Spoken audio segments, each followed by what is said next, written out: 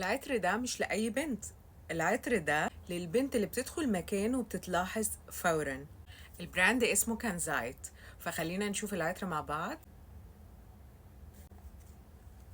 واو، وده شكل العطر، جدا أنيق وجدا شكله حلو.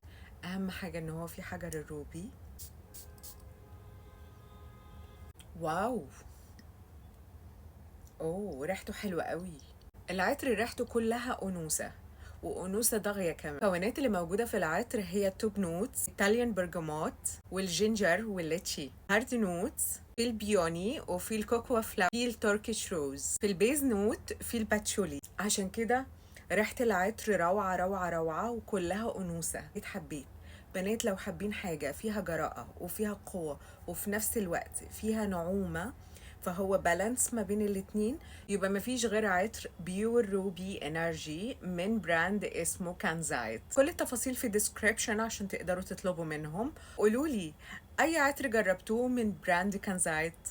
بشكركم جدا لمشاهدة الفيديو وبحبكم قوي، واهم حاجة المتابعة.